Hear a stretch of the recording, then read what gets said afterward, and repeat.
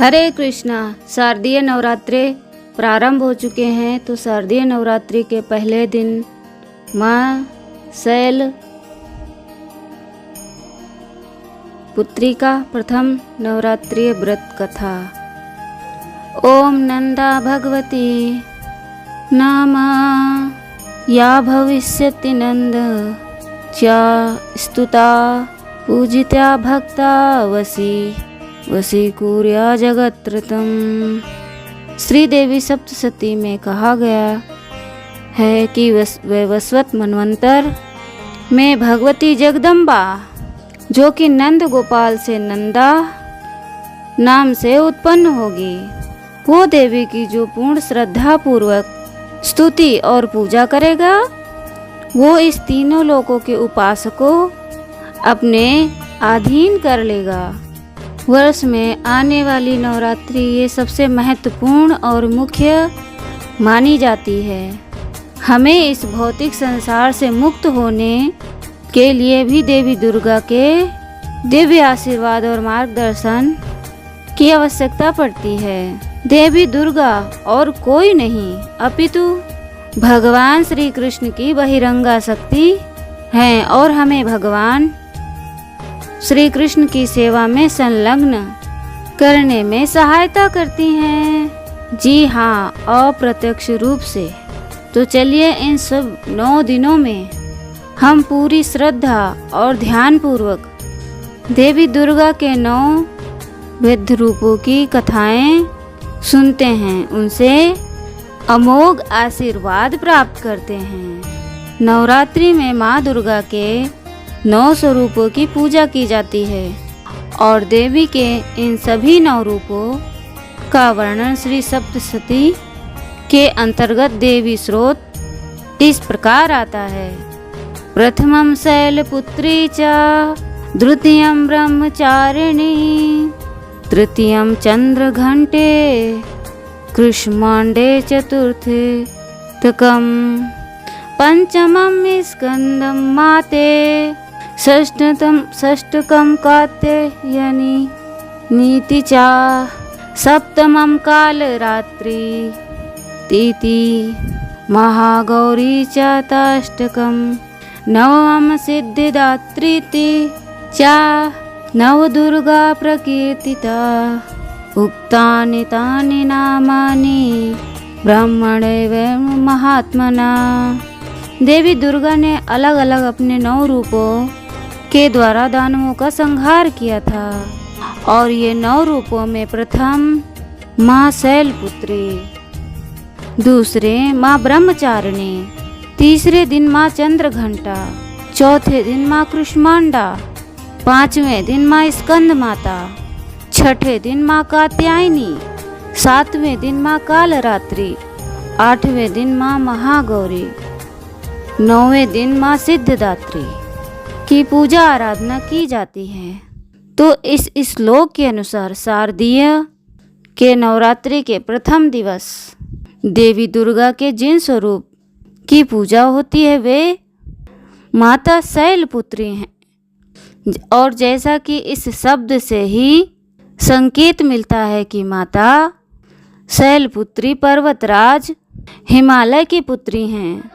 अगर उनके आध्यात्मिक स्वरूप के बारे में बात की जाए तो उनका वर्ण श्वेत रंग का है और वे श्वेत रंग के ही वस्त्र धारण करती हैं।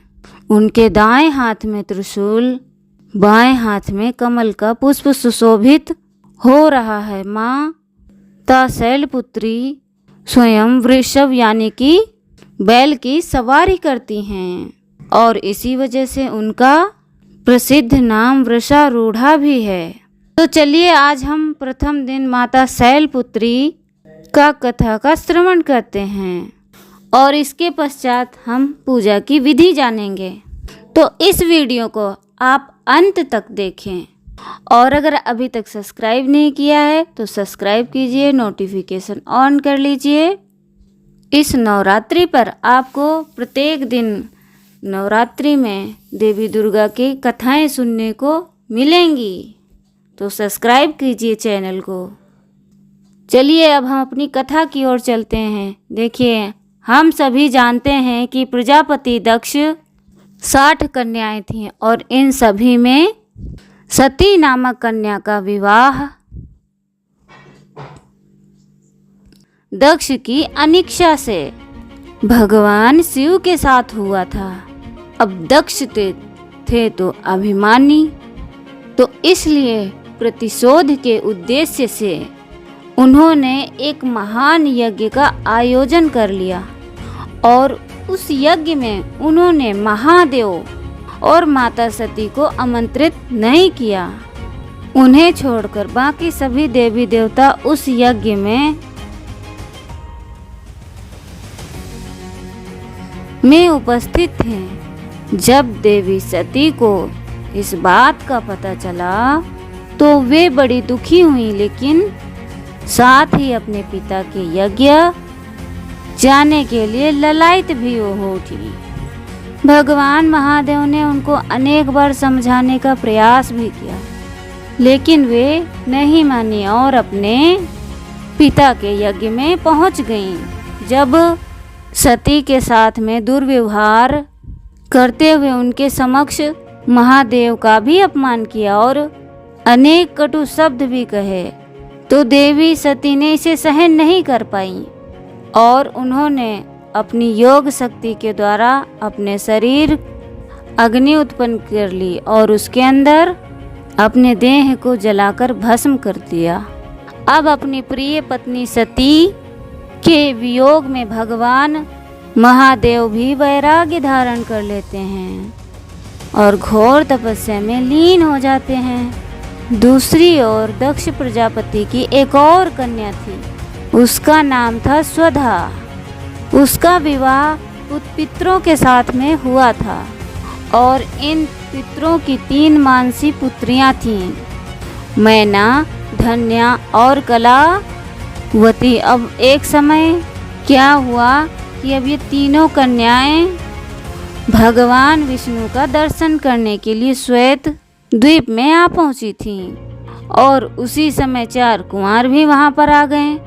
इन सभी सिद्ध गणों को देखकर वहां पर उपस्थित सभी लोगों ने उठकर उनका सत्कार किया, लेकिन पितरों की ये 3 कन्याएं अपने स्थान पर बैठी रहीं। उन्होंने 4 कुमारों को देखकर भी अनदेखा कर दिया और ये देखकर चारों कुमार उनको देखकर क्रोधित हो गए और तीनों को स्वर्ग से दूर होकर अब उन्होंने श्राप दे दिया और श्राप को सुनकर तीनों कन्याओं ने भयभीत हो गईं। वे 4 कुमारों के चरणों में गिरकर क्षमा याचना करने लगीं और तब 4 कुमारों ने इन तीनों कन्याओं पर दया दिखाते हुए उन्हें भिन्न भिन्न वरदान प्राप्त किए। सबसे बड़ी कन्या मैना को उन्होंने वे पर्वतराज हिमालय की पत्नी बनेंगी, पार्वती की माता बनेंगी। दूसरी कन्या धन्या को उन्होंने वरदान दिया कि वे महाराज जनक की पत्नी बनेगी और देवी सीता की माता होंगी। और तीसरी कन्या कलावती को वृषभानु की पत्नी बनने का वरदान दिया, जो कि राधा रानी की माता बनने वाली थी। तो इस प्रकार वरदान पाकर वे तीनों कन्याएं श्वेत द्वीप से वे अपने घर वापस आ गईं। वरदान के अनुसार प्रथम कन्या मैना का विवाह पर्वतराज हिमालय से हुआ और विवाह के बाद सभी देवी देवता राजा हिमालय और देवी मैना के पास पधारे। उन सब ने उन्हें विनती की कठोर तपस्या करके देवी उमा को अपनी पुत्री के रूप में प्राप्त करने का अनुरोध करें। ऐसा इसलिए आवश्यक था क्योंकि उस सभी देवी देवता तारकासुर नामक राक्षस के प्रकोप से त्रस्त हो चुके थे और उस राक्षस को केवल महादेव का पुत्र ही मार सकता है। और महादेव तो समाधि में लीन थे। देवी सती के आत्मदाह के बाद ये कार्य अधूरा रह गया था। इसीलिए अब इस कार्य को पूरा करने देवी सती को पार्वती के रूप में अगला जन्म लेना था और देवी देवताओं की आज्ञा से को मानकर राजा हिमालय ने और उनकी पत्नी कठोर तपस्या की। देवी मैना सदा ब्राह्मणों को दान देती और बड़े ही भक्ति भाव से देवी उमा की उपासना करने लगी। पवित्र गंगा नदी के किनारे देवी उमा की मिट्टी की मूर्ति बनाकर देवी मैना उसे नाना प्रकार भोग अर्पण करने लगी। कठोर व्रत का पालन करके वे निराहार रहने लगी और कभी कभी तो वो सिर्फ जल पर निर्भर रहती। एक समय पर उन्होंने तो सिर्फ अपना जीवन वायु पर अर्पण किया और कठोर तपस्या करते हुए उन्हें 27 वर्ष बीत गए।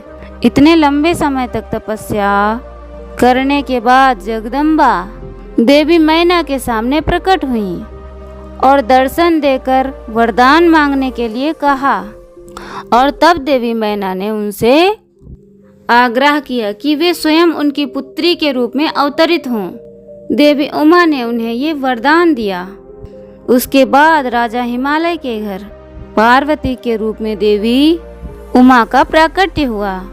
हिमालय तो पर्वतों के राजा थे और पर्वत को शैल भी कहते हैं, इसलिए पार्वती का एक नाम शैलपुत्री भी पड़ा। उनका एक अन्य नाम हेमवती भी है। तो ये थी माता शैलपुत्री की संक्षिप्त कथा। नवरात्रि के प्रथम दिन देवी शैलपुत्री की अत्यंत श्रद्धा और निष्ठा पूजा आराधना करने से वे अत्यंत प्रसन्न होती हैं। उनकी पूजा करने के लिए सबसे पहले ब्रह्म मुहूर्त में उठना चाहिए और स्नान आदि से निवृत्त होकर उनके पूजा स्थल को स्वच्छ करना चाहिए। उसके पश्चात विधि पूर्वक कलश स्थापना करें। माता शैलपुत्री की अगर आपके पास प्रतिमा है, पंचामृत से स्नान करवा के वस्त्र अर्पित करने चाहिए। अगर प्रतिमा नहीं है तो उनका चित्र अर्पण कर सकते हैं। उनके चित्र पर कुमकुम अक्षत इत्यादि अर्पित करना चाहिए। जैसे कि हमने बताया माता शैलपुत्री का रंग श्वेत है, इसलिए सफ़ेद रंग के उन्हें पुष्प अर्पित उत्तम माना गया है। इसी प्रकार उन्हें सफ़ेद रंग के मिष्ठान भी अर्पित करने चाहिए, जैसे कि खीर, चावल। इसके उपरांत उन्हें अन्य भोजन भी अर्पित कर सकते हैं। आज के दिन माता शैलपुत्री का मंत्र इस प्रकार जप करना चाहिए। वंदे वांछित लाभाय चंद्रार्ध शेखरा वृषारूढ़ा शैलधरा शैलपुत्री यशस्विनीम। तो चलिए नवरात्रि के इस परम पावन 9 दिन माँ भगवती की पूर्ण श्रद्धा भाव से आराधना करते हैं। और अगर कथा आपको अच्छी लगी है तो लाइक करें, कमेंट करें और अपने मित्रों को भी शेयर करें। आपका बहुत बहुत धन्यवाद। मिलते हैं हम अपनी अगली कथा में। हरे कृष्णा।